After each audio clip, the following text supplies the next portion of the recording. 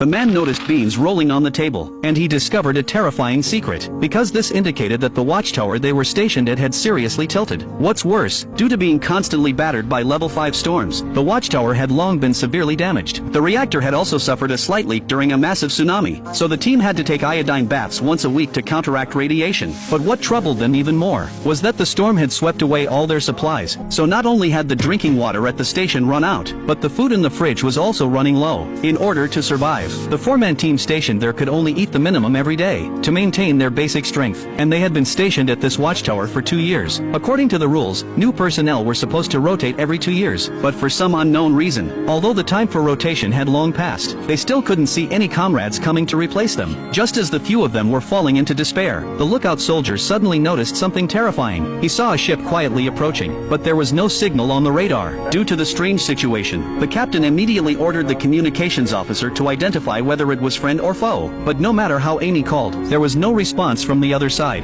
At this point, Hunter speculated that this could be the ship that was supposed to replace them, but the captain decisively pressed the alarm button to notify the bald-headed soldier to stand by on the deck. Despite being filled with doubts, the soldiers still followed the orders to turn the cannons. The unidentified ship continued to approach, and everyone's heart was in their throats. Just as the shells were loaded and about to be fired, the captain suddenly changed his mind. Considering that the ship might be carrying their own comrades, he ordered Hunter to take the yacht and scout the situation. Though he didn't understand why he was chosen, he still carried out the order firmly out of his nature as a soldier. As he got closer to the ship, the letters on the ship became clearer, and it was the replacement ship they had been waiting for. But strangely, there wasn't a single soldier aboard. It was like a ghost ship, floating on the silent sea. Fighting back his inner fear, Hunter boarded the ship, and began searching the ship carefully, leaving no corner unchecked. He entered the messy cabin, where various items were covered in spider webs. It was clear that this ship had been abandoned for a long time, but why had it appeared here? Was it really just a coincidence? As Hunter went deeper into the cabin, he unexpectedly discovered some personal items, and even 4 sets of military protective gear. At this point, Hunter was certain this was the equipment of the comrades who were supposed to rotate them, but now they had disappeared. Fortunately, the food supplies were still there, and Hunter immediately began eating, unaware that the captain, due to not receiving any response, was starting to suspect that Hunter might have met with misfortune, so they were considering destroying the ship. But since the distance was beyond the cannon's range, they could only use their ultimate weapon. However, this required both his and Amy's keys to activate. Amy clearly disagreed with the captain's decision, but she knew the consequences of disobeying military orders. After hesitating for a moment, she handed over the keys. The captain inserted both keys, activated the computer program, and soon received the random launch password. At that moment, Amy still wanted to say something, but she was ruthlessly shut down by the captain. Just as this was happening, Hunter suddenly remembered the intercom he had turned off. He quickly turned it back on, only to be scared half to death. We've gone live.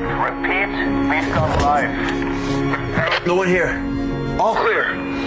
The captain finally breathed a sigh of relief. He ordered Hunter to drag the ship back, and also canceled the weapon launch order. But just when the captain pulled out the key, he didn't return Amy's key, because he believed that during the emergency earlier, Amy hesitated when taking the key, almost causing a delay in a critical situation. Soon, Hunter returned with the ship, and upon learning that he had almost been killed by the captain, he secretly cursed the captain. Fucking lunatic. As the chief mechanic of the watchtower, the bald-headed soldier discovered that the ship's engine had been out of order for at least several months. So where had it come from? The ship had plenty of food, but the crew had all mysteriously disappeared. To figure out what happened, the captain downloaded the ship's logbook and took out the nautical chart. He plotted the cargo ship's sailing route based on the coordinates, but the results shocked him.